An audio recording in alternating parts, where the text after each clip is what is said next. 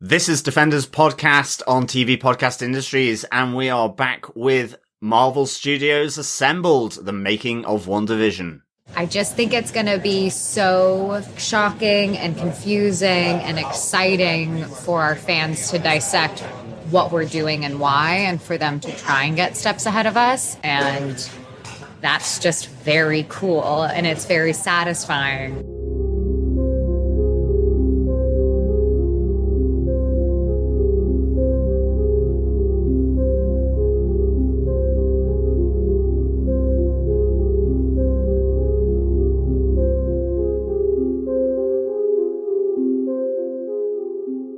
Welcome back, fellow Defenders, to Defenders Podcast. Yes, we are talking about Marvel Studios Assembled, the Making of WandaVision.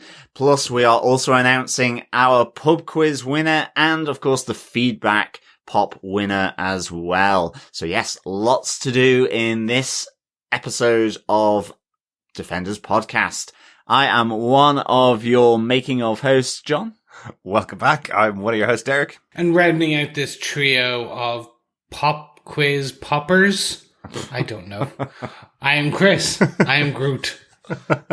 Yeah, I don't know whether we call ourselves pop quiz poppers, but yes, lots and lots of entries for our two goodie giveaways, as we call them, for the podcast. So, we'll be going through them as we go through the episodes. It's been so much interaction on Defenders Podcast, over the course of our season for WandaVision. It's been really, really good.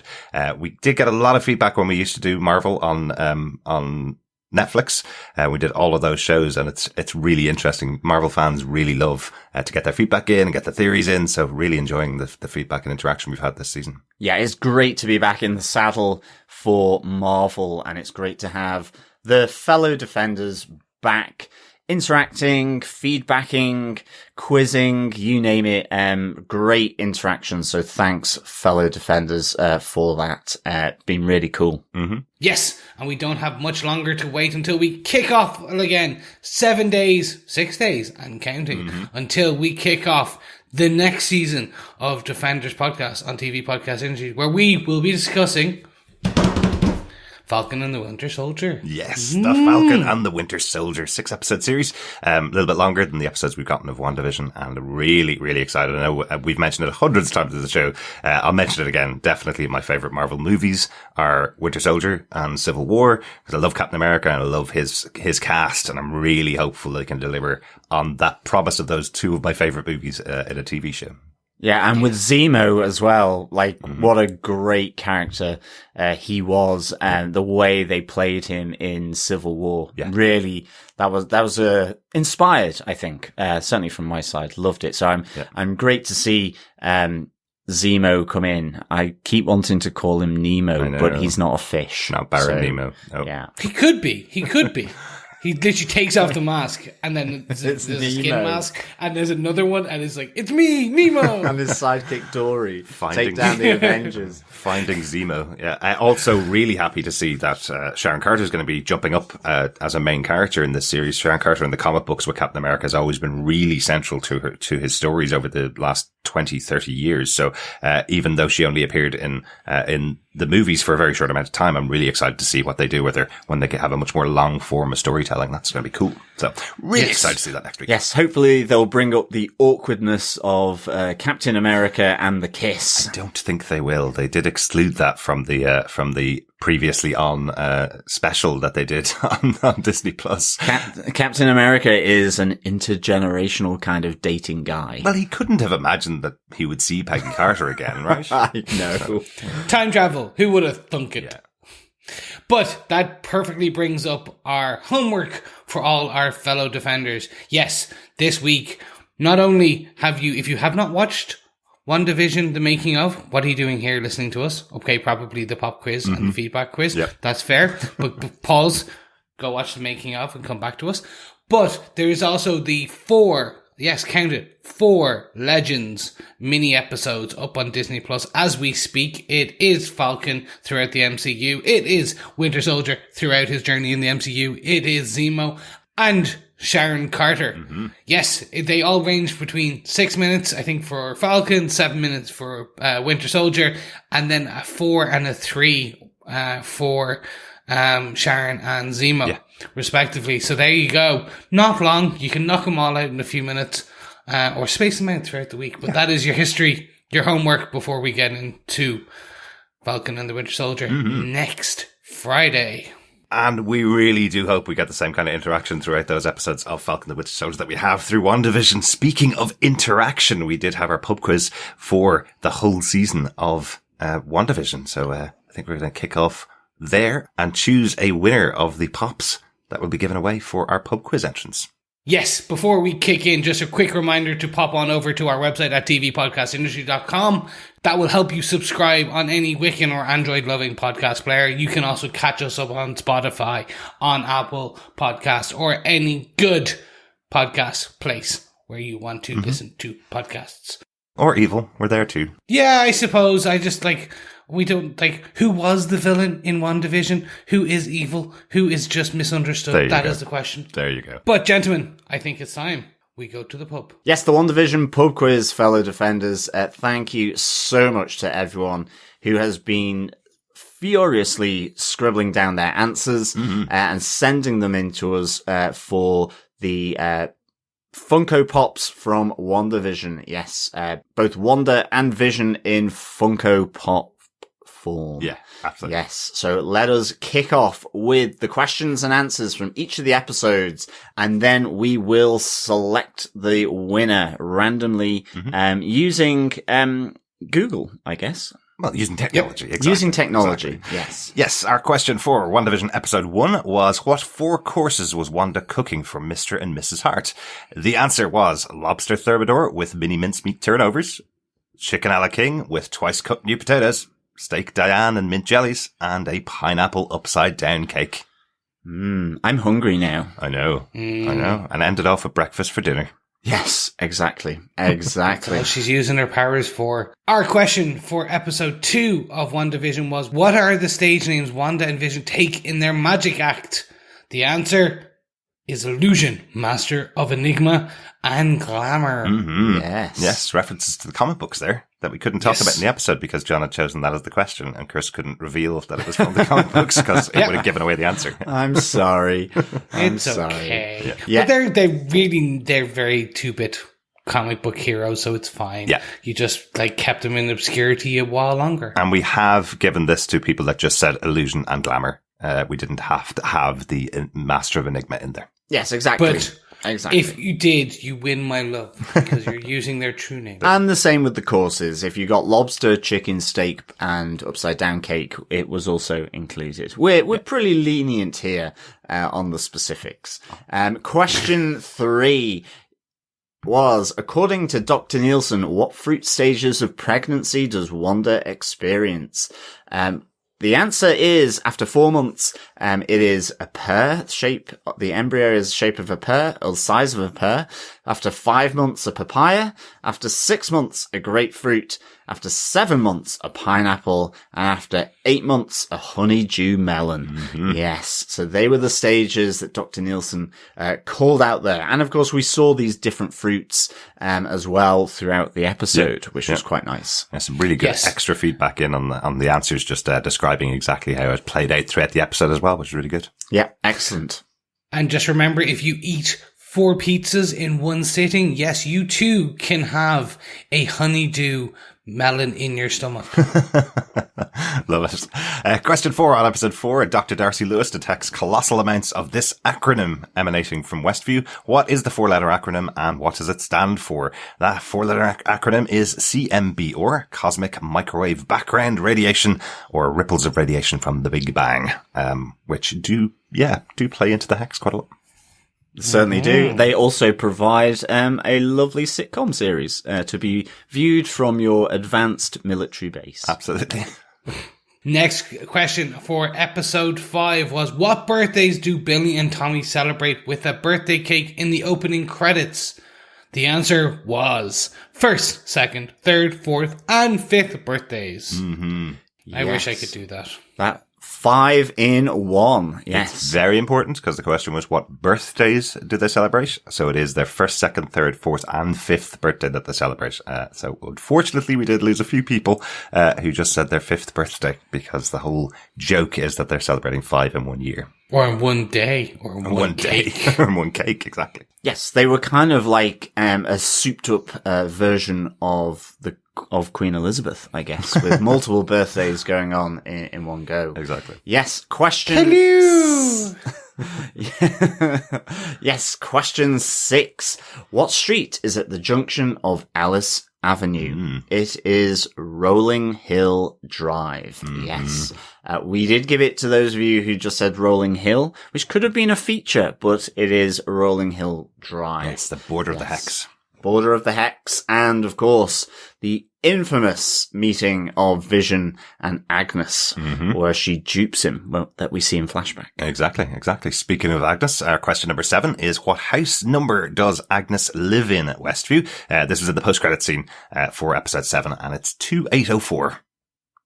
Yes, I always remember that. American houses always had massive numbers on them when I first went to America, and it was kind of like, over here, you just see 1, 3, 5, 7, and it maybe gets up to hundreds, like where I lived. So yeah, it was weird seeing 14,607 such and such avenue when I went to the States. It was like, oh my goodness, there are so many houses on this road. It's like, this is mind blowing. Now, on to episode 8. Gentlemen, how many witches formed the circle at Agatha Harkness's judgment at Salem, Massachusetts in 1693? The answer will surprise you. Well, not really if you go back to the episode and watch it and paused it. It's 8, including Agatha's mother. Yes, the guiding for this question is that it is the circle that's being formed. It's not just how many witches are there. I think a couple of people excluded Agnes's mother for some reason, but she is part of the circle. So yes. The circle of life. The circle of death. The circle of death, absolutely. The circle of crusty witches by the end of it, after Agatha had her way. Dehydrated. We don't call them crusty. Dehydrated, yes. And finally, fellow defenders, the question from episode 9. What are the 2 listings on the Coronet Cinema as Monica Rambeau enters to meet a Skrull in the mid-credit scene? The answer to this was Tannhauser Gate and Put the Fun in Dysfunction. So, yes. And I had to take back my guide that you had to spell it exactly as it is on screen, because it's spelt 2 different ways on screen. They do have Put the Fun in Dysfunction spelled correctly, and they use a 1 on another side of the theatre. So if you put the Fun in Dysfunction down, absolutely fine. You're in the draw. Yes. Look at Derek overcomplicating the question. I know. So again, thank you so much everyone for being involved. We had a huge number of entrants, and 15 have made it, claimed joint 15th top spot with all the answers correct, and are going into our magical draw at the hands of technology. Absolutely. So Chris, with your technological prowess, please ask for a random number. Yes, the answer will surprise you. Hey Google, please give me a random number between 0 and 16. Here's a random number, 4. 4. Number 4. Yeah, a big congratulations to Matthew Randall there for winning the pub quiz. Yes, the name out of the electronic hat in this case. Great stuff, Matthew. We'll be sending an email to you to get your the shipping details where we can send the Funko Pops to you. It's also, we'll be asking you which of the 2 sets that we have, which one you would like. So we have the Halloween version of WandaVision, and we have the 1950s version of WandaVision, which are in black and white Funko Pops. So we'll ask you to choose which set you would like. So again, a big congratulations to Matthew for coming top on the pub quiz, the WandaVision pub quiz. And of course, the other Funko Pops will be used for the feedback goodie as well. Exactly. We will get to our feedback and we'll give away some more pops later on in the podcast. But we are here to talk about one other thing to close out the series. We're here to talk about the Marvel Studios assembled Making of WandaVision. That's now available on Disney+.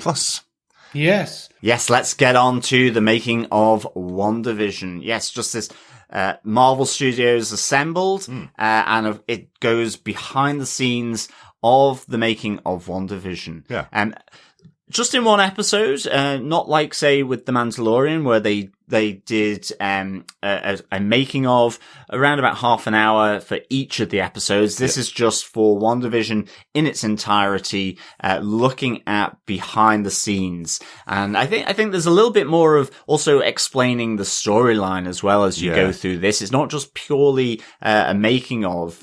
So it's kind of a little interesting, I guess, in that sense. Yeah. But I think we're just going to go through some of the notes. What were the things that sort of, popped for us, and what we thought overall of, this making of, by Marvel Studios. Yeah. We've covered a couple of documentaries on Disney+. We covered the Marvel 616 documentaries that they did, where they were just, kind of, some episodes were short, some episodes were long of that, and they had a central, function of what they were trying to tell in documentary style. This is very much the kind of, old DVD extra that you used to get, or Blu-ray extra that you used to get, where it's kind of a behind the scenes making of. There's definitely some tantalizing stuff in there where they have some footage of filming going on where you're going, well, if you've got that background, that behind the scenes footage, you have tons more behind the scenes footage that I want to see. I'm one of those people that watched 3 or 4 hours of behind the scenes stuff, or the 120 hours of behind the scenes stuff at all the Lord of the Rings movies. I'm that kind of person that will sit and watch all the making of stuff. And you can definitely tell there's some stories that don't come out in this documentary. But I do love where it opens, this whole concept of being in front of a live studio audience. We'd heard about it. It's the name of one of the shows. In fact, in front of a live studio audience, but showing that they did actually go through the whole process of filming that first episode in front of a live studio audience. Yeah, it's pretty cool. It was just for the 1950s episode. Yeah. Yeah, and I was amazed that a lot of the audience were dressed in 1950s garb as well. So the chairs were set up in a 1950s style, and the audience were dressed in 1950s style. That did make me laugh when you hear the director kind of going, we wanted to make sure it's as authentic as possible, put all the chairs out the way that they would have been. I'm going, that's really uncomfortable. I hope the filming wasn't going on for 2 or 3 hours. But he even made reference to the handrail in front of the first row that they and I'm kind of like, okay, I really wasn't expecting that level of detail. And they even had the big old fashioned lights, and they did use the old fashioned camera as well. They used, some of those, 1950s cameras. So it was really kind of properly going back in time, which was absolutely fascinating. It's great fun. I love Paul Bettany talking about the fact that behind stage, because they're doing the whole thing live, backstage, they're running off stage to change and come back on, and they're running into each other backstage to try and deliver this live performance, which came from a conversation they had with Dick Van Dyke about how they used to film the show. They would film it once in front of a live studio audience and then put it out the next week. No major edits. Well, obviously they'd edit stuff together, but no like 5 or 6 takes in front of the live audience. You do it once and capture it. He was saying before that, when they do in front of a live studio audience up to the 80s, you'll have people warming up the crowd going, I know you've heard this joke 15 times, but can you just react to it as if it's the first time you're hearing it? Whereas back then it was, we are delivering the joke to the audience. Whatever reaction we get is the reaction that's going on screen. So I thought that was really interesting. It really sounded like a stage play, didn't it? Yeah, it did. And I was just absolutely shocked with just the commitment. Yeah. I suppose. And the other thing is, you got the Marvel money. Yeah. Yeah. Jack Schaefer and Max Chapman were able to, and we actually did find out this was also a Kevin Feige baby. All of the MCU is one of his babies, Absolutely. but they do specifically call out he was deeply involved. I suppose when you have that level, you're able to kind of go, yeah, we'll pay that little bit extra to fish and out a light bulb for the official 1950s stage light. Or, we need that, the original guardrail for the studio. Let's go get it out of, and welder it back together. I'm like, okay, you're going that extra mile, but surprisingly, and we I suppose I do say this often. It worked out so well. It was such a choice. Yeah. It was perfect because when you saw it then, well, sorry, when we saw it originally, we were like, this is amazing. When you see how it was done, you're like, oh, wow, okay. Yeah, absolutely. Like, it's interesting though, even with that, there was a really interesting line where they said this would normally be a quick switch where they have to go and change, but just because of some of the, I guess, more prosthetic elements or CGI elements that they had to put into this as well, particularly around Vision. They said this will be a longer version. So, a few modern things did kind of maybe, not fit, and that's you get that that's understandable. I think as well, like Deborah Jo Rupp as well loved doing that 1950s stuff as well. She just said, I love the clothes from that era. Again, the detail on the clothing she loved, as well as there's a really nice bit with her where she says, and I loved doing the Marvel stuff where she had a whole body scan. I love the excitement from her voice. And she really... She was told by her niece or her nephew that if she didn't do the Marvel show, she'd be knocked out and you'd never speak to her again, which is hilarious. That was cool. I loved seeing that from Deborah Jo Rupp. Absolutely. One of the other really fortuitous things, it sounds like, from how they were doing this filming, when Matt Chapman went to his head of SFX saying, we're going to be doing this stuff real. We're going to be doing it just like back in Bewitched. And it turns out that he had been trained by the people that worked on Bewitched, and he was going, this is going to be great fun. So I love the really the practical shot where you have Wanda making the chicken using her magic, and then they literally lift the chicken out of the screen and put in a burnt one. The guy just hiding behind the island counter. It was cute. That was really good. And just the whole the wire work. I loved seeing all of this, whether it was the low level visual effects from the 1950s where they have the recipe cards on strings and the different the floating ingredients that Wanda's trying to magically cook up. I loved that.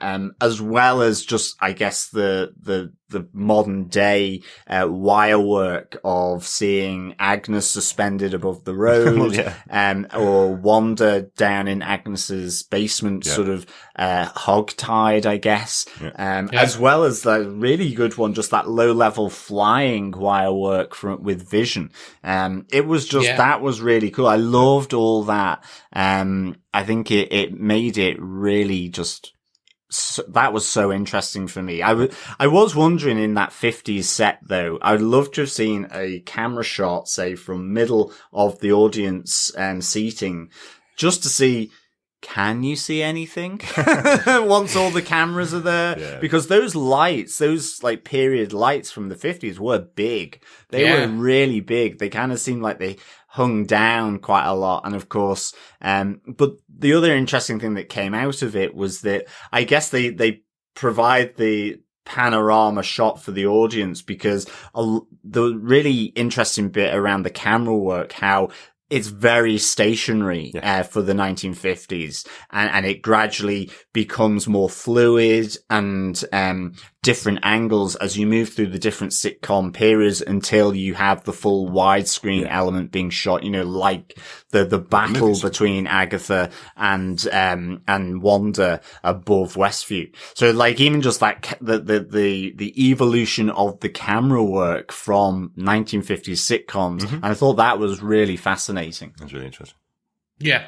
Like there was all these little bits, like we knew that the house was quite similar. Yeah. But it was the same stage and they just completely redressed it. Yeah. But it was the same volumetric space that they were dressing, and they had built it in that way. And I was like, did not think that. Yeah. Did not cop how they had done that all the way up until the 2000s, until the Modern Family one. Exactly. It was like they took the idea from Dick Van Dyke's show that you have the sitting room, and then beside the sitting room you have the kitchen, and the whole way up they were just replacing bits of the set to make them more appropriate for each period they were going through. That was really cool. Yeah, it was really good. Did you think it was interesting with Paul Bettany though on the 50s set? I really got a sense that he was quite nervous doing it. I mean, by the end of it, he embraced it. I mean, he has that kind of joke that he says with Elizabeth Olsen that I haven't done, stage work since 1860. And I was like, I know he's joking, but I was just like, does that mean he hasn't actually done stage work, apart from maybe at drama school or something like that? He's done a few, but it wouldn't have been a major part of his career.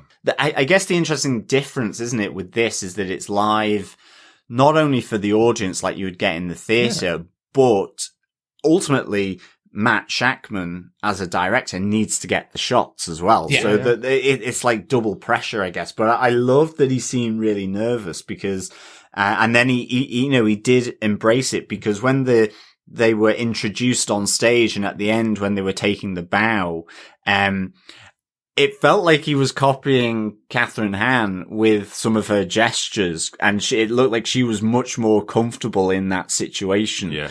But it's great that he embraced it. That's it. Yeah, no, I think he has said he was doing, when they were doing press towards the end of the show on the kind of late night circuit in the US, he was discussing that when his wife was having her first son or first child, he had done, because he wanted to stay in New York, he had done some Broadway plays. Right. But nothing on the, it's the same, and it's the same as Elizabeth Olsen. She had not done that much. Yeah. They were more always been TV or movies kind of. I loved her comment that when she was in stage school learning how to do all this stuff, she was like, I'm never going to need to know this stuff. And then suddenly she needs all of us to do these shows. It was really good. Speaking of Matt Shakman, we've mentioned him a few times, and Jack Schaefer. First time we've really seen some interviews with Jack Schaefer. There have been some released this week. Chris was talking about it last week, that you see a lot from Matt Shakman, and he's been doing interviews around the circuit. But Jack Schaefer, there's only been a few interviews released since last Saturday. And in the show here, we only really see her for about 2 or 3 times. And she is the central, or the head writer, let's say. The comment that Matt Shakman has made a few times is, Marvel don't really talk about showrunners in the same way as other studios do, because Kevin Feige is effectively the showrunner for everything. But Jack Schaefer, the head writer, came up with the concept. But I definitely want to talk about Matt Shakman and how everybody else refers to him. They call him the Swiss Army knife they needed for this show, because he's a theatre director. He's done tons of stage plays since he was in school. He used to be a child actor, so he absolutely knows the comedy on sitcoms. On sitcoms, exactly. He'd done some of the major sitcoms from the 80s, so he knows how these sets work. And he's also directed TV, tons of TV, like Game of Thrones, I think they mentioned a few times. And we've mentioned the kind of shows that he's done. So he does really seem like he has a wildly vast career, of which has been put to great use in this show. And I literally think it's just the beginning. That's it. I say, it's just the beginning of his career. No, he went through, he was on Fat Man Beyond, I think last week or the week before. And he went through his kind of, as Kevin Smith says, his bona fides, his kind of CV. Yeah. And he grew up in Hollywood. Yeah. He was a child actor. So, and he worked with, the Growing Pains team and things like that. He spent, I think it was almost 3 months on the Game of Thrones set, which I never knew, but they filmed some of the later seasons in one go, all the episodes. So they had multiple crews filming multiple episodes at the same time. Yeah. It was all done in one big fell swoop, which is very interesting from a production point of view. Can you imagine the level of project management needed to kind of go, okay, you're going to be here today, and that's really very interesting. Absolutely. One other thing that did come out of that, Chris, which I have to give you compliments on, because we had a big question at the beginning of the series about how the show was supposed to be released and what way it was going to be released. We discussed about originally, it's a 9-episode series, releasing 1 a week would be the way that they would do it. They ended off releasing 2 a week, and Chris, we'd seen 3 episodes, I think, were released to the press. And Chris, you were saying that you thought that it should have been 3 episodes released at once. Matt Shakman did confirm it was absolutely supposed to be episode 1, 2, and 3, the 2 black and white episodes, followed by 1 episode in colour, all released on the same day to begin with. And unfortunately, due to COVID, they simply couldn't get the episodes completed in time. And it wasn't even the 3rd episode, because that was released to the press. It was that if they'd done that, they'd be a week early and have to have a gap at some point later on in the season to get the season finished. He said he was still working on the show up until mid-February of this year, still trying to prepare it and get it out there. There was still elements to do. So, very tight to the wire because of the shutdown they had last year. Yeah. And I think that's one of the issues, I have with this documentary, which is it doesn't address that. Absolutely. It goes up to the point. Yeah. And in the interviews since, in the last kind of 7 to 14 days since the show was finished, we've heard how COVID hit them hard. Yeah. And how how essentially it changed parts of the plot. When I say parts of the plot, it changed what they ended up showing. So there are scenes filmed. For example, there's a Senor Scratchy rabbit scene with Monica Rambeau, the two kids, and fake Pietro, and Senor Scratchy, where they are trying to get out of the basement. And Senor Scratchy turns into a demon or some kind of monster as the familiar, and it literally was filmed CGI'd. It's done, edited, done. Yeah. It's just they couldn't get it up to Marvel standard done. Yeah, they couldn't complete the full SFX, wasn't it? Yeah. But it is interesting. I don't know how that scene would have actually played in the show as well, because it seems like a massive moment that they've lost.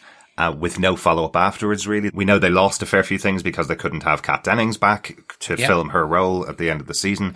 Definitely throughout the show, but exactly as you say, Chris, is one of those things when you see the footage and that just kind of speaks that there's other things going on in the background that they could have used to tell this story of filming in COVID. Yeah. It feels like they got the direction to say, look, in the future, nobody wants to talk about COVID, so leave all that stuff out, because you can see in the big battle at the end, the sequence where all of the extras and all of the main players in Westview are surrounding Wanda. You see everybody in the background wearing masks. It's only the main 4 or 5 players that are coming towards Wanda that aren't wearing masks, so they probably have been in their bubble, and everybody else are day players, so they're stepping back. And you're going, I'd love to hear that story. I'd love to hear how you were able to determine we can film this thing outdoors when there's this massive pandemic going on.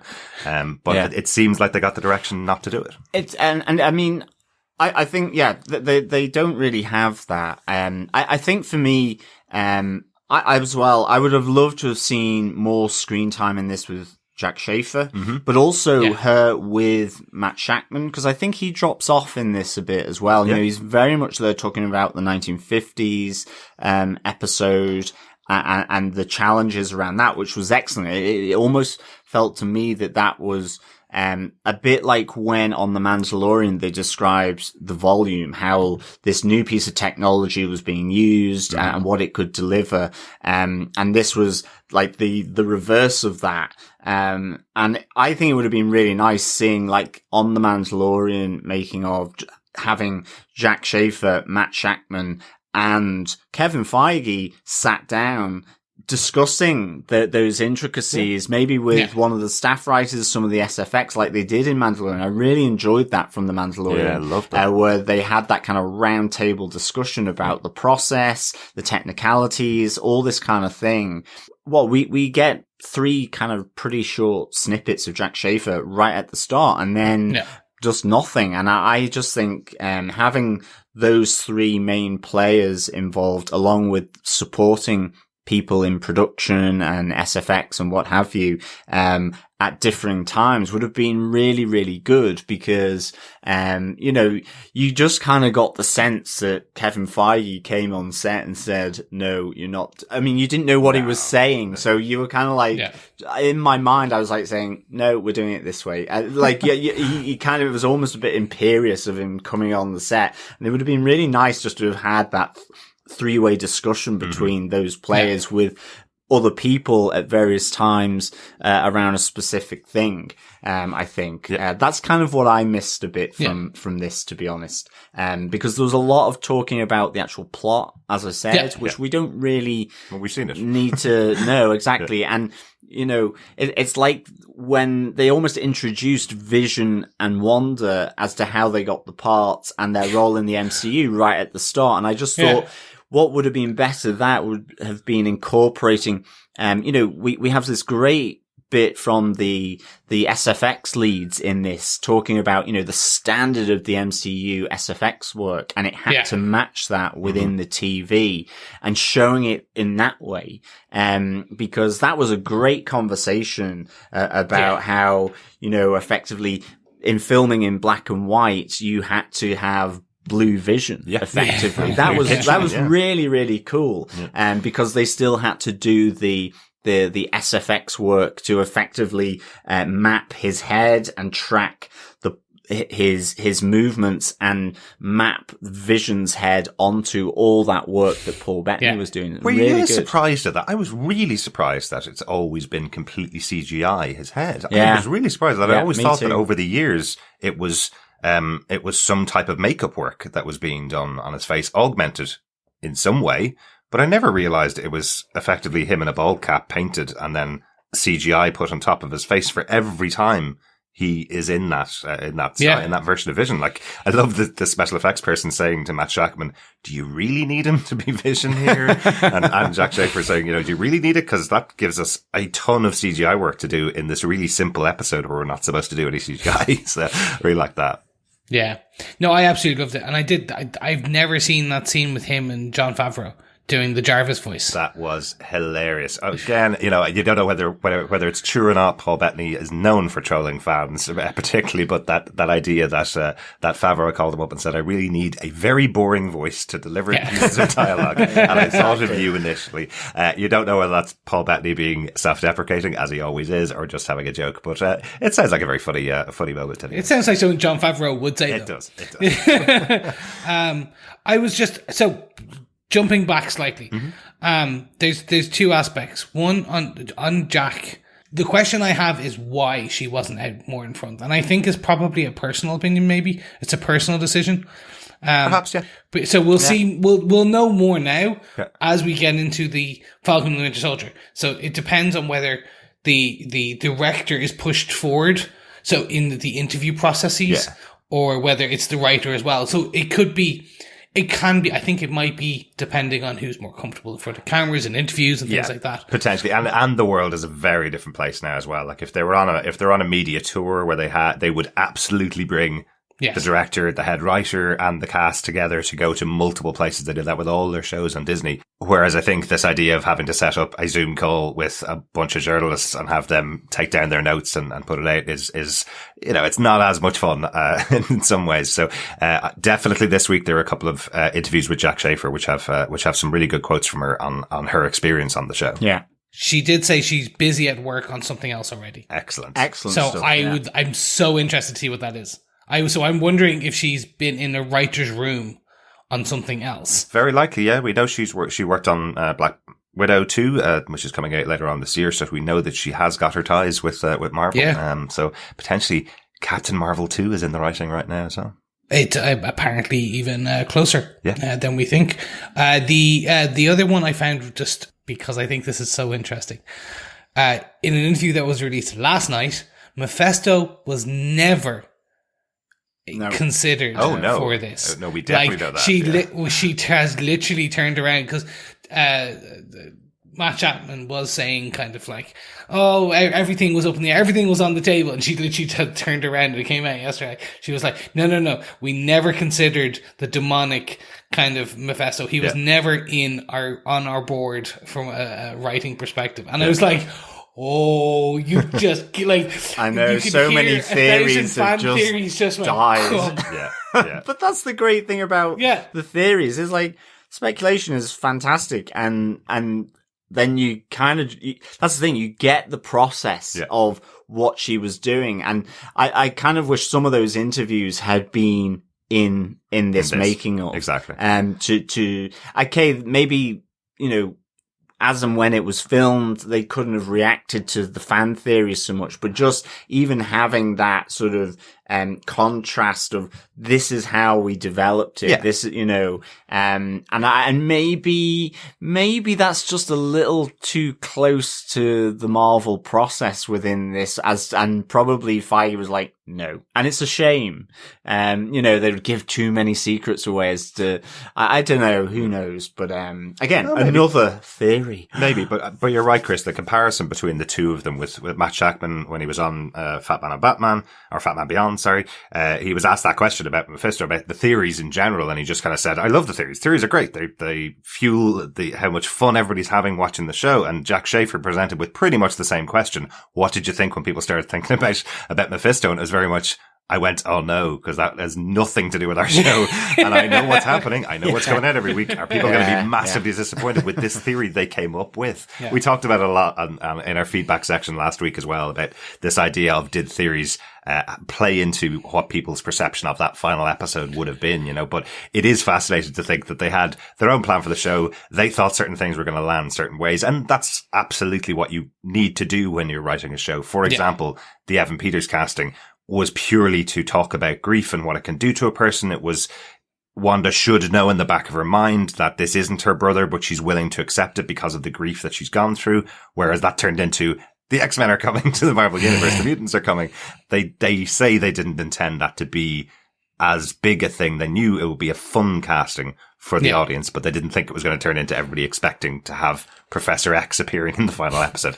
They definitely knew what they were doing, but they just didn't expect it to go the way it went. I have one question for both of you. Uh-huh. When Tiona Paris was discussing the bad people in that interview, her last reaction when she talks about Hayward, when she talks about Joss Stamberg, and she goes, oh yeah, he was the bad guy. Oh yeah, he was really bad. And we talked about what was cut? What just that last, with him basically being just shooting the kids and things like that. That has now led me to be, there was something else. There was definitely a cut scene for whatever reason, or something that couldn't be refilmed, or for whatever, that had to been shifted, because she specifically calls him out as being this really bad guy. Well, she said he has his own agenda, and he's going against them all. So again, she kind of says those major three, Wanda, Agnes, and him, are the three big bads of the season. He has his own agenda that he's trying to enact. But you're right, watching this documentary and seeing specifically those moments at the end in those scenes that would have been made up with the Hayward moment where he shoots at the kids, you can tell that there must have been something else that was going on. But seeing that everybody's covered in masks, and there's a little comment from the set designer where he says, we normally would have a lot more time on production when we're doing these types of shoots, but we literally only had 2 days to film everything, and over 12 hours we had to change over from 50s to 60s to 70s. So you're kind of going, okay, well, they actually probably built in this really short shooting schedule because it's COVID and people have to get back home, and only certain people can get here and stuff. So yes, I think it might have been much more defined what Hayward's approach would have been, and maybe a bigger battle at the end, and they took the shorthand way of going, this guy's evil, look at him shooting the kids. Which is a good shorthand, not gonna lie. It certainly makes the point, exactly. I love that design challenge through the timeline about changing the set of Westview, all the different fonts, the colors, the styles for the different periods. And it really it connects in, I was talking about the camera work as well, but Elizabeth Olsen has that has a really nice little point about as well the editing, where they borrowed heavily from the Twilight Zone with regards to camera tricks to give that off kilter feeling from the first sort of 3 or 4 as it's building, and you see that something's off in this world.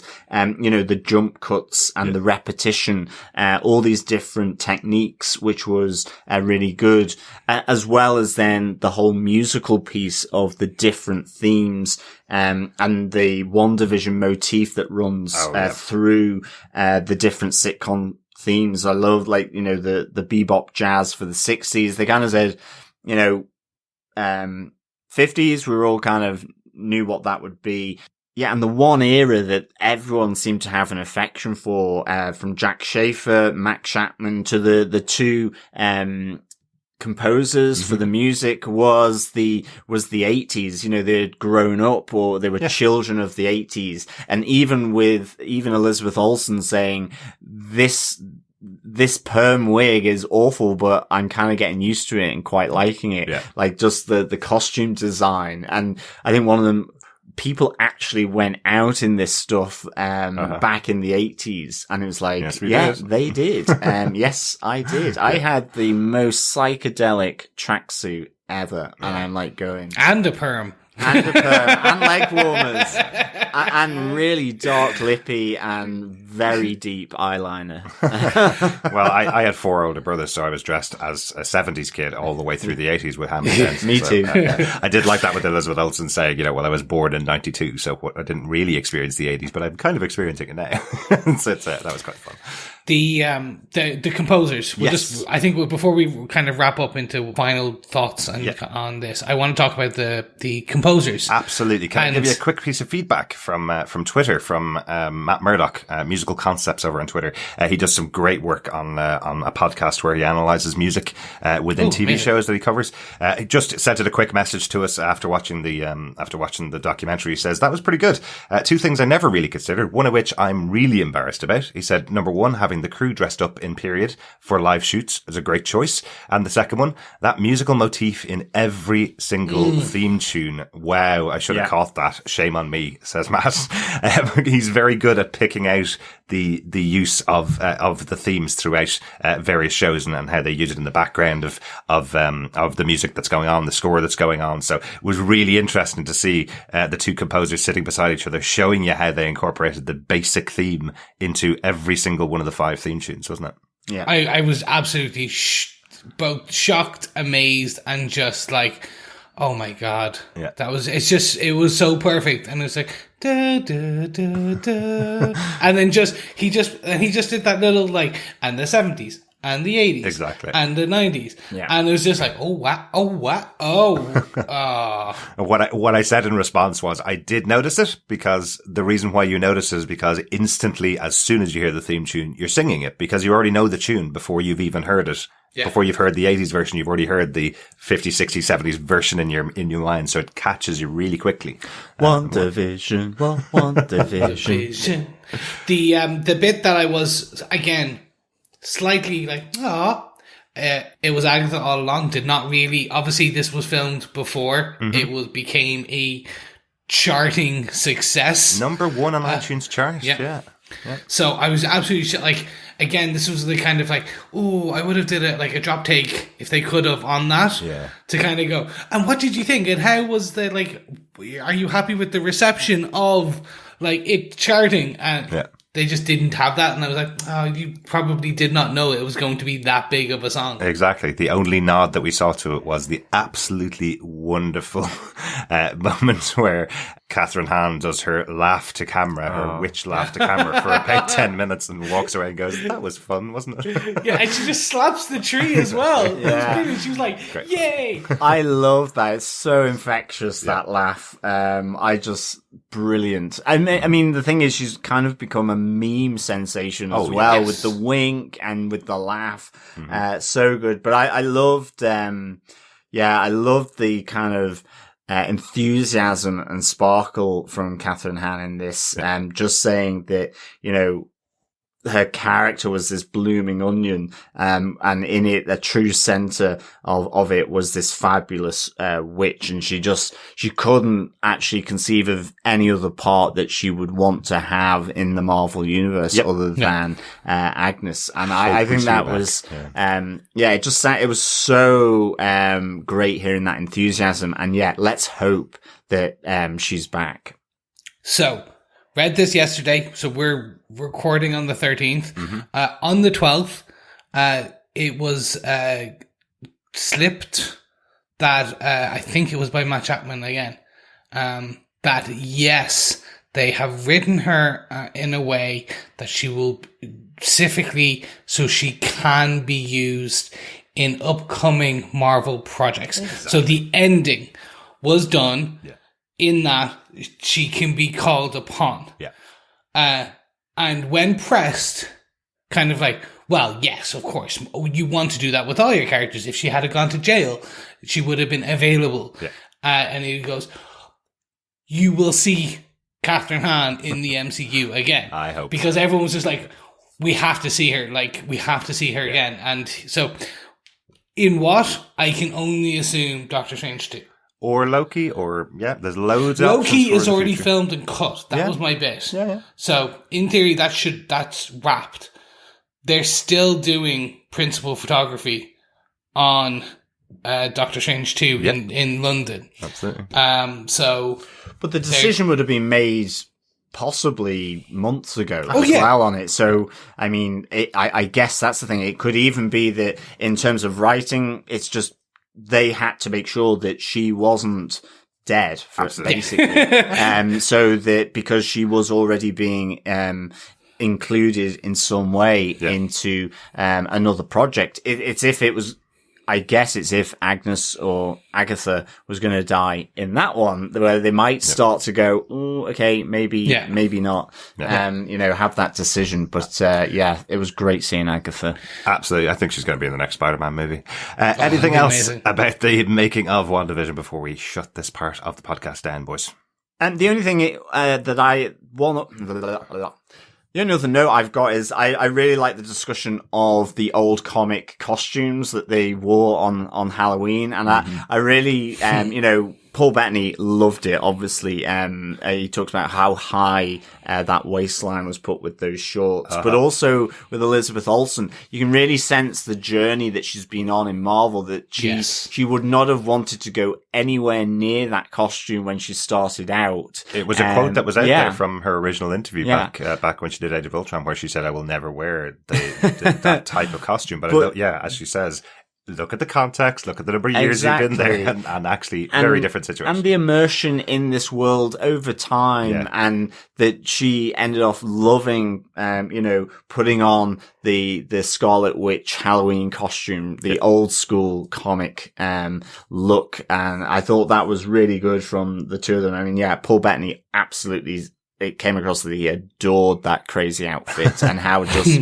weird and wonderful it was. That was just my only note, really. Excellent. Just want to give another shout out to the visual effects people and the team that did the set design. I think both of them just did such an amazing job. And just hearing just even little snippets of how difficult it was with the amount of time they had available to them to deliver a movie quality version of this show. Fair dues to every single person that was involved in the backstage. That's what I would love to have seen lots more of as well. Yes. Yeah, no, 100%. I completely agree on that. So I guess, as we usually do, let's go into our defense for Marvel Studios Assemble, the making of WandaVision. Chris, do you defend this episode of WandaVision, let's say? I'm 50-50. I think it's they could have gone further. I think that's the key on this one. Yeah. And to what we know they can do with, say, something like the gallery on Mandalorian. Mm-hmm. Like, you can go to that level of detail, and I think that's what's missing. Yeah. I hate to say it, I think it's COVID.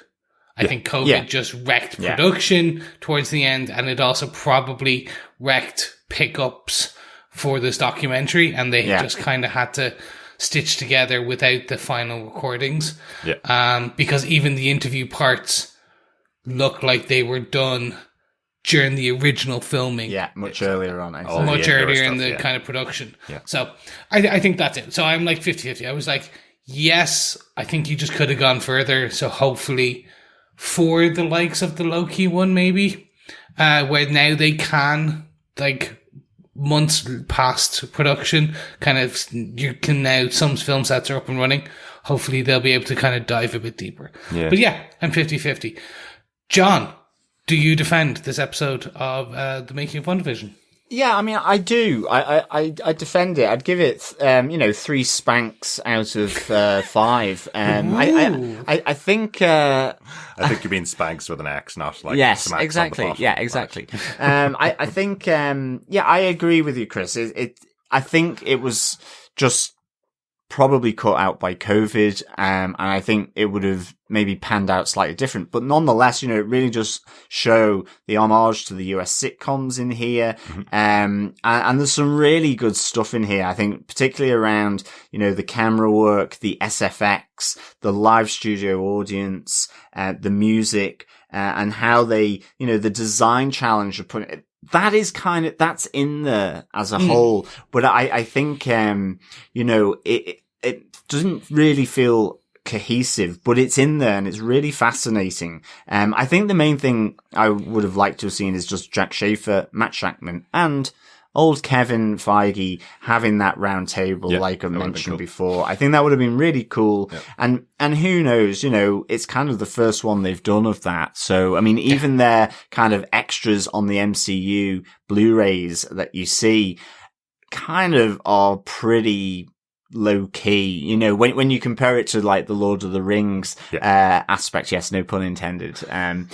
It's not really, the focus is on the production. And I guess here that with the COVID protocols that needed to be put in place, the focus when they came back was absolutely on nailing the production that was going to be televised, and that the making of maybe just took that back seat. So I guess it was affected, but yeah, it's still a defend, and I definitely recommend it because some really good stuff in here with what they have with the cast, the production, as well as the showrunners as well.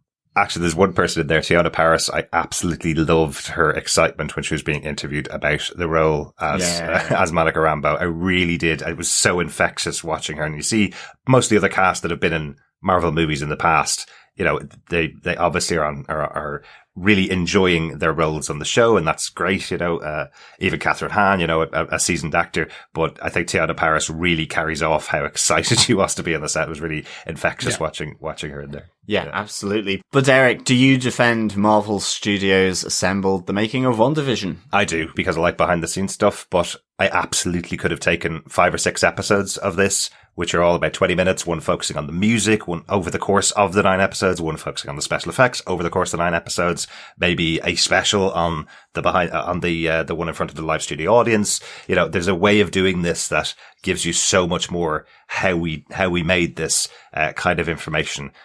Whereas, as I say, just the tantalizing glimpse of the kind of footage that they have that we'll never see, all the real behind the scenes stuff of how it was made. I love seeing that stuff. I've always loved that from being a kid. So I'd love to see more in depth. So of course to recommend, because it is something and we don't have anything else. But exactly. I wish we had loads more as well. Yes. No. And I think hopefully we will get some more over the time. But gentlemen, it's time to go to the feedback section. Absolutely. Our final feedback section for WandaVision. We have some feedback about the final episode, about the finale, some feedback on the overall season of WandaVision. And at the end of our feedback, we'll be giving away some more Funko Pops. Whoop, whoop. Yeah. First up, over on email at feedback@tvpodcastindustries.com, Michael Booth says, "Hey guys, first up, great to have the Defenders TV trio back on. I know you've had plenty of other shows keeping you busy, but it's so good to talk about Marvel again." Absolutely, Michael. Yep. This has been really great to get back into the Marvel universe on TV and chit-chat Marvel with the fellow Defenders and, of course, this trio. Michael continues, "What a ride WandaVision has been. We've laughed, we've cried, we've sung along to catchy theme tunes. I actually watched this with my wife, who hasn't seen an MCU movie since Iron Man 1, and she's been really enjoying it, even enough to watch Age of Ultron after episode 8, so she should get more context on the backstory." Very good. Anyway, in the spirit of Defenders TV podcast, I wanted to share my top 5 points of the season. Number 1, the cast. Oh my witch. Elizabeth Olsen nails this. You've sung her praises all season, but holy swear jar, she's amazing. Of course, Paul Bettany is brilliant as well, bringing overtones of wonderful British comedy to his American sitcom. Plus, they have been surrounded by a wonderful supporting cast, none of whom dropped a beat. A big shout out to Kat Dennings, who brought Dr. Darcy Lewis back for us. Yes, absolutely. It was great to have Darcy back in there. And I think, the cast has been, just tip-top. Tip-top swear jar, for sure. Number 2, the sitcom setting. Before the series started, I saw one interview that described this as medium as plot, where even the way it was recorded furthered the storyline. I had no idea how well this would turn out, and I'm so glad it turned into the unique plot device that it did. Not only did they nail all the sitcom tropes each episode, the undercurrent of tension and horror beneath it all kept me on the edge of my seat. It was really good, and I think with the making of that idea of the devices that they could do in those early episodes to put the audience off kilter, just from editing or camera switches, really good. Number 3, it was Agatha all along. Yes, the song gets its own point. It was awesome and deserves all the internet meme-ification it gets and none of the hate. Absolutely. The twist was hidden in plain sight with a curveball or two to throw us off the scent. As a non-comic reader, I had no idea who Agatha was, but I knew Agnes was sus. Yeah, exactly. Number 4, the music. The title music was always fun, not to mention Agnes's little ditty. Plus, just all the ambient theme music added so much to the show. Yeah, absolutely. They did such a great job of capturing the incidental music in the background and how it reflected each of the periods throughout all the sitcom eras as well. It was really good. And finally, number 5, the ending and setup for the future. Well, I haven't actually seen the last episode yet. I wanted to get this in and haven't had time to see the finale, but I bet it's awesome. Yes, it certainly is. There's a lot at play in this final episode. Eve finishes off with so much potential going forward. Sword and Monica surely have to play a large part in the MCU lineup, and I hope Wanda and Vision are in a position to be key players in the future. I'm 50-50 on if Vision actually survives this. Also, this better not be the last time we see Darcy. Anyway, thanks for your commentary on it all. Looking forward to hearing you in the few weeks when we get Falcon and Winter Soldier. Cheers, Michael. Thanks so much, Michael, for that feedback. Loving the top 5 from you. It's really good, and you make sure you watch that final episode. I really hope Wanda and Vision, certainly Wanda, will play a key part in the future with Doctor Strange, number 2, and I guess with White Vision somewhere in the MCU or multiverse, and then we will have a White Vision there. And Sword and Monica, it's good to get S.H.I.E.L.D. in space finally.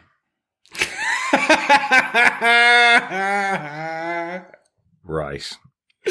Thanks so much, Michael. Thanks so much, Michael.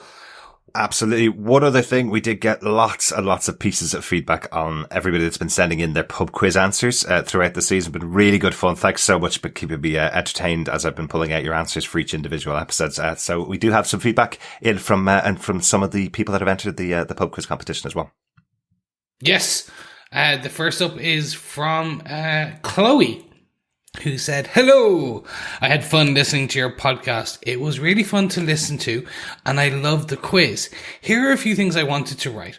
Okay, here are my theories about the show that I didn't get answers to. My first one is that Senor Scratchy the bunny is actually Agatha Harkness's cat, because I saw a picture of her holding a cat in my Marvel Encyclopedia." Jumping in here, Chris jumping in. Yes, Senor Scratchy is her familiar. That's talking about that scene that where he turns into a demon that was filmed and just didn't get in. You're correct, 100%. Yep. The next theory, Chloe goes on to say, the person Monica looks at in the theater is Captain Marvel. Could be. The scroll does say he wants to see you. So I'm assuming it's probably Nick Fury or Talos he's talking about, but she does look off camera, so maybe. I think she's connecting, that part is connecting into Captain Marvel 2, definitely. Yeah, no, 100%. Or The Secret Invasion, which is coming as well, TV show. True, yeah. The third theory from Chloe was, my third theory is that Ralph is the witness protection person that they were looking for. That's a good one. Yeah, Ralph I'm Boner. with you there, Chloe. I'm definitely with you. I think that too. Yeah. Because who would like, you'd have to pick the name Ralph Boner and then laugh about it. Exactly. Chloe goes on to say, really loved your podcast. Wished WandaVision never ended. Thanks for reading, from Chloe Cordero, aged 12. Yes, thank you, Chloe. You are our youngest listener that we are aware of. Thank you so much for your feedback and for your just fun and like entering the pub quiz with us. And you shouldn't be in a pub, but you're okay to do the quiz. We're okay there. Exactly. Yeah, thanks so much, Chloe. That's great to get your theories through. I didn't even think about Agatha's cat being Senor Scratchy at all. Well, familiar. They're both familiar. So familiar. I don't think he changes into a cat, but I think Could do. it's a very similar thing. He's a rabbit, which is her familiar, and in the comics she has a cat, which is her familiar. I think that's all. Yeah. That's all it is. But excellent. Thanks so much, Chloe. Really good to hear from you. Sarah Stapleton also sent an email into us. She says, I have enjoyed this season and liked getting back to the week-to-week viewing schedule. Loved how they took it in a direction we've not seen, all while tying it into the larger cinematic universe. Never felt like retconning, just added depth to the existing story, all while setting up new and old characters from more stories. Thanks for all the work you do on the podcast. Thanks, Sarah. Thank you so much, Sarah. That's really nice to have you on board listening to WandaVision. Hope you join us for Falcon and the Winter Soldier. But I mean, it's definitely going to be a tonal shift. It certainly will. A bit more sort of action. Not that there was no action in WandaVision, but I guess more guns and bullets. Espionage and guns and bullets. Yeah, exactly. Exactly. Yeah, we also got some feedback through from Jerry by email. Hey guys, rewatching WandaVision as a binge was not as satisfying as a week-to-week show. Very interesting. After listening to many podcasts with the creators of the show, it's clear to me that everyone on the show wanted to tell the simple story about Wanda's grief and focus on that. Sure, they gave red herrings in the story to throw people off, but never more than that. People such as myself who are burdened with knowledge about comics let my imagination get the better of me. I love this show. Marvel have set the bar for future shows. One final theory for Wanda. In the ending credit scene, she is surprised to see the boys' voices calling out to her. I think Nightmare is setting this up. Nightmare is working with Dormammu. Great job as always. See you guys next week for Falcon and Winter Soldier, Jerry. Thanks so much, Jerry. I think I'm loving this theory again. Nightmare. I think Nightmare is the one most closely associated that I have heard of. Oh, it's been bandied around the most. It may not be true. Yeah. That is involved somehow with Multiverse of Madness. But that was originally Scott Derrickson's plan. Yeah. But it was, you can imagine Nightmare doing, that thing to Wanda, for sure. And of course, working with Dormammu, that'd be great. But did he come to bargain? He may have. He may have done. Jerry, well done for putting together another theory at the end of the series, just to please wonderful John, our Doctor Jerry. Strange fan of the podcast. Thanks so much. Yes, thank you so much, Jerry. We also got some feedback over on Facebook, and this time it is from the one, the only Claire Payne, who had this to say. This was pure magic. I'm a huge fan of watching documentaries on how film and television is brought to life. The Making of WandaVision, I think, is probably one of the best documentaries since the making of the Lord of the Rings trilogy. I was so impressed that they actually had a live studio audience and rehearsed the 50 sitcoms and then went live in front of the studio audience, just like in the theatre. Just being able to listen to the actors and the army of creative minds behind this TV show is just marvellous. Sorry. Their enthusiasm is infectious, and you can see why WandaVision turned out to be this good. I loved all 9 episodes, as you never knew what you're going to get each week. Thanks for the great coverage on your podcast, Claire. Thanks, Claire. And yes, you're okay. You don't need to apologise for using that marvellous pun. We definitely would have used that. Yeah, exactly. Thanks, Claire. And yeah, I absolutely agree with you. The enthusiasm, the infectious sort of happiness and joy from all the cast there and the crew and the creators was just really, really nice. I really thought it felt a happy place to be, even with COVID. So yeah, thanks so much, Claire, for your feedback. Thanks so much, Claire. Really glad you enjoyed the show. I know you love background stuff like I do, behind the scenes stuff like I do. So I'm glad you really enjoyed that. We also have some feedback, lots of voicemails actually in for our final episode. Brandy sent an email into us who trying to get it in time for our final episode. Unfortunately, we'd already recorded. So here's some thoughts from Brandy about Ralph Boner. Hey guys, I just want to talk about Ralph Boner and about how I hope that once we get over the disappointment that it's not Quicksilver from the Fox universe, if we ever get over that disappointment, that is, that we learn to appreciate how smart it was for Agatha to use Ralph, but also for the writers to name him Boner. Let me explain my reasoning. Agatha needed someone who was in close proximity to Wanda, but who would be of little use to Wanda. And here comes a young 20-something actor who lives a few houses down. To be honest, he's just not a sitcom regular for a family comedy or sitcom like Wanda is setting up. So no one would miss him. Sorry, Ralph. Now, as far as his last name being Boner, a lot of people think that that's a reference to a penis joke, but it's not. I mean, it could be, but it's not the main one. It is from traveling American minstrel shows in which there was Mr. Bones. And Mr. Bones would ask questions with the sole purpose of hoping to get a stupid answer. This became known as pulling a boner, and it was the prank segment of the show. Pulling a boner then became known as Bonehead, and that's where Boner as a last name came from.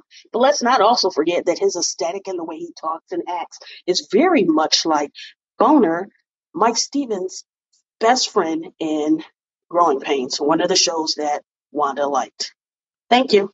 I love it, Brandy. That's fantastic. That's deadly. I never connected. I connected the Growing Pains bit. All right. And then more just the boner joke.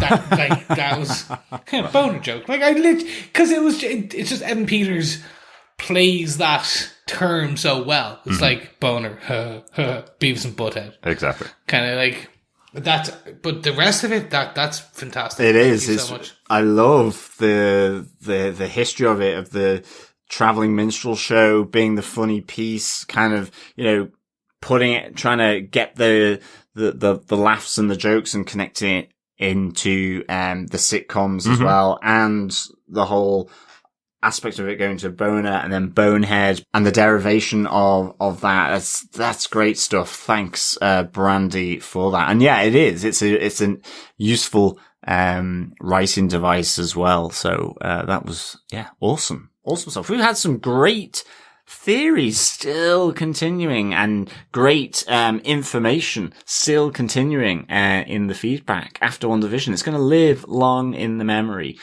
from Chloe, Jerry, from Brandy. Yeah, great stuff. Thanks so much, Brandy. We also have some voicemails in from Ryan, who sent in 2 voicemails to us about the season of WandaVision. Hey guys, how you doing? It's Ryan here with my quick review, or try to get it in, of WandaVision, the whole season. I was overwhelmed, I think, really and truthfully, if I start off with the acting.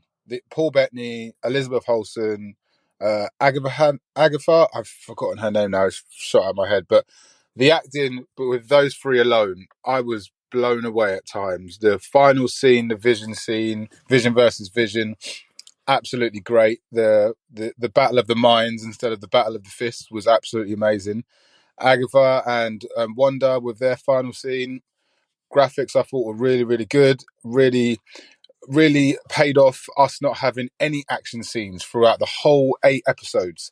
This was the only episode that we had an actual full-blown fight scenes, and I was overwhelmed. So all in all, I am pleased. I'm really pleased. And like you guys have said on the podcast, I feel sorry for Falcon and the Winter Soldier because it follows. But you know what? It is what it is. And the MCU know what they're doing. Yes, this wasn't supposed to be the first show, but boy, am I glad it is the first show. I am actually going to try and binge the whole series before Falcon and the Winter Soldier because I want to see what it's like watching it all in one go, because I thought that would really make a difference. But I enjoyed the week to week, and I'll see you in a couple of weeks for Falcon and the Winter Soldier, guys. Take care.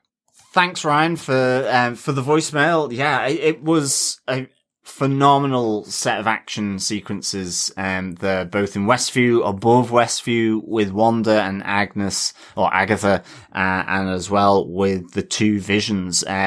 But yeah, I mean, it was just so good. And I'm totally with you. I think the actors here, the core actors and the supporting actors just delivered something really great. And I having that whole, series play out, over the course of the 9 weeks, has been, really nice to see. And like some of our other, fellow defenders who are listening or watching, I should say, to, the full WandaVision body of work as a binge. Jerry mentioned he'd done it, so it'd be interesting to get your thoughts on what you thought with regards to that as a binge kind of project. So yeah, great stuff. Thanks, Ryan. And following on from Ryan's number 1 message, we have his second message. Hi guys, Ryan here again. I just got to the end of the podcast and was listening to some of the feedback from listeners, and really wanted to echo what one of the listeners has said today in regards to you guys and the information you've given us over the last 8 weeks. Once again, I want to thank you guys. I've listened to you guys from back in the day of the Netflix Marvel stuff, and the information you gave us then was really good. But I do like the fact that you guys held back on some of the information, which does really help out. One of my theories throughout the whole series is that us as fans, me included, maybe not yourselves so much, but definitely the YouTube channels I've watched and the podcasts I've listened to, other ones have really put their theories across, which is absolutely fine. But I found that actually ruined a bit of the program for me, because I'm expecting to see the Richard Reeds, the Doctor Stranges, and we didn't. And as much as I've enjoyed this series, as I said, I think that actually ruined it a little bit for me. So thank you guys for holding back on some of the information you've been giving us, because you might have ruined it not knowingly, like I did with a voice note that I left at the beginning of the season. So I appreciate that, and thank you guys. See you next week for Falcon and the Winter Soldier. Take care, guys. Oh, thank you so much, Ryan. That's really appreciated. And yes, you've been around forever, and my God, we have been doing this for a while. We certainly have. Yeah. But yeah, no, I appreciate that. This is more to do with the strict iron rules of our producer extraordinaire. He does help keep us honest when it comes in check, but more honest when it comes to our theories, because as any of our listeners will know, I like to sprout a few theories every now and again, and every now and again I get no, don't say that, because that actually could happen, and it might spoil something 5 episodes from now. I'm like, oh, that's fair. But you're allowed to have theories. That yes, may play out, of course, absolutely. But yes, but just can't say the one line. No, but if there's certain things that will spoil the show and spoil the enjoyment of the show, we try not to talk about them, because you're absolutely right, Ryan. I think there's the expectation of things that will happen in the future, and then don't, which can spoil the show for you. And then the other thing is a big twist to the show being revealed, because unfortunately there were some leaks of episodes and leaks of images online, that did spoil little bits and pieces of things that happened throughout the show. And I was very clear with the guys that we don't talk about set photographs that aren't officially released. So, that kind of stuff. So we try not to spoil the enjoyment, because we want to enjoy it as well ourselves. Yeah. So, yeah, exactly. And there's also, there's a plan with a lot of this stuff.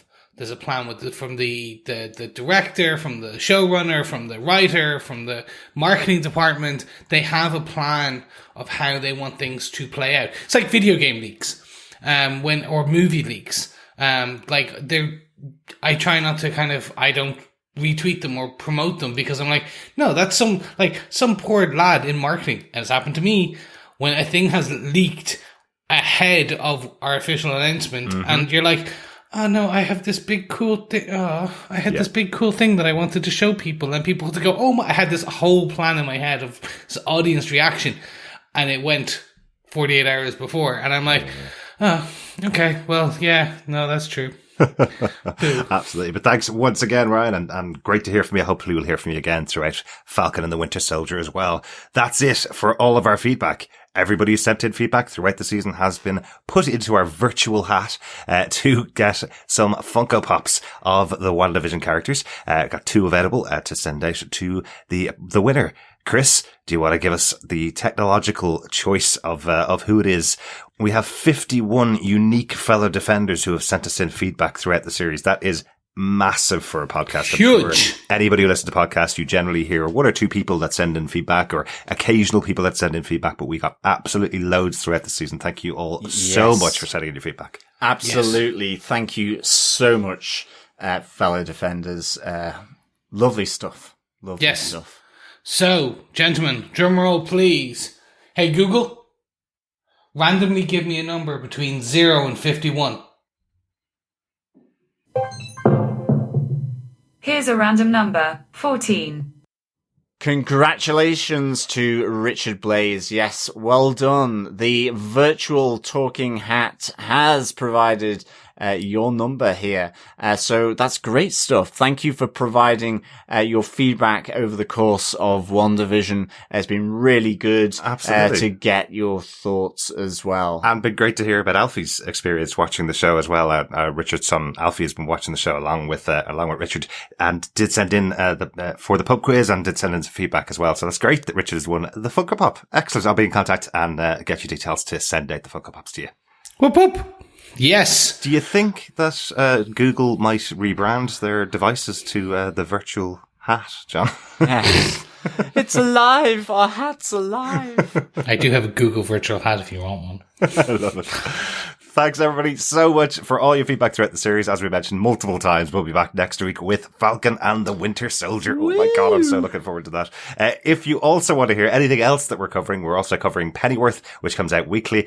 We have the next episode 6, coming out on the 14th of March. You can get that on TV Podcast Industries. I was also a guest on Run For Your Lives, talking about an Irish movie. We're coming up to St. Patrick's Day on the 17th of March. And to celebrate that, I was talking about an Irish horror movie with the guys over on Run For Your Lives podcast. It'll be released on the 17th or maybe the 19th of March. Actually, I'm not sure whether they're releasing it on St. Patrick's Day or just after. But if you want to have a bit of fun, can you guys guess what horror movie it was that I was talking about? Yes, I can.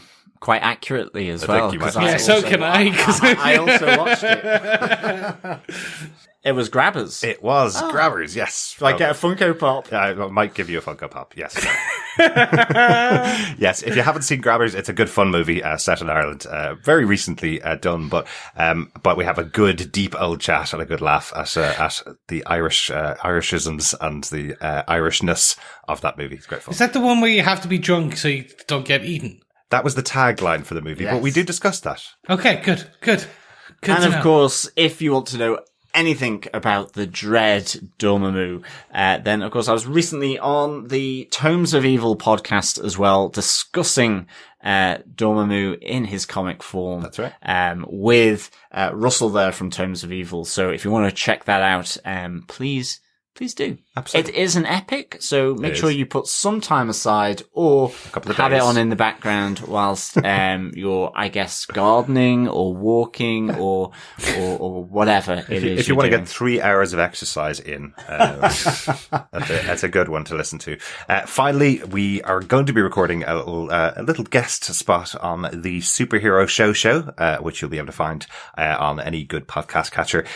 We don't know when that's coming out, but we should be recording in the next couple of days. So if you want to hear all 3 of us talking on a completely different podcast, go look for the Superhero Show. Yes. And of course, if you want to support TV Podcast Industries, please support us any which way you can. You can subscribe to the podcast over at tvpodcastindustries.com on any good or evil podcast catcher of your choice. And we are also on Patreon as well at patreon.com/TV Podcast Industries.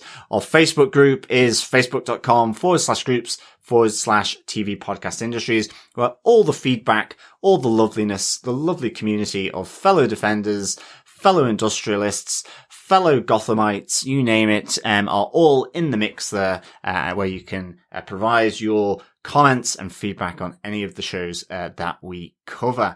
Yes, thank you so much, everyone. If you're joining us for the first time, if you just joined us for WandaVision, we would be so appreciative if you left us a review over on Apple Podcasts, Google Podcasts, wherever you review your podcasts, because that helps spread the word. Or why not share the love by spreading the podcast around, like sharing it on all your socials. Yes, thank you so much. We would appreciate it. And we'll be back very soon. Yeah, we'd love some nice reviews for the podcast. That'd be really nice. Yeah. Yeah, good reviews. If you want to give us 1 star, just don't. No, don't do that. You can email us at feedback@tvpodcastindustries with that review. Speak to you again next time. Bye. Adios.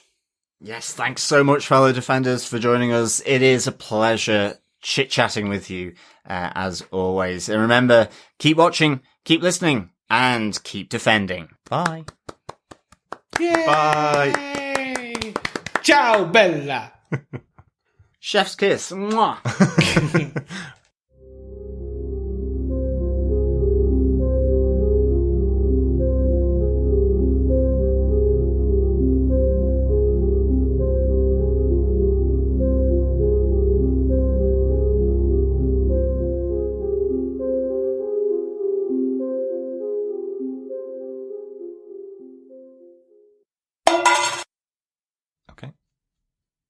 In the name of love. Before you break my heart. Yeah, absolutely. But Derek, do you defend Marvo? Marvo? It's calling it Marvo again. Jesus. Yep. And I am Groot. Nice, John. Nice, Chris. Nice, Chris. I got your name wrong there for some reason. Yeah, it's all right. It's all right. It's just slightly weird. Not gonna lie, but I'm down. I'm down for it. I'm down for it. Yes. Thank you so much again. If you joined us for the first time just to listen to WandaVision, please feel free to leave us a review because it helps spread the word, or just share the love by spreading the podcast. Nope.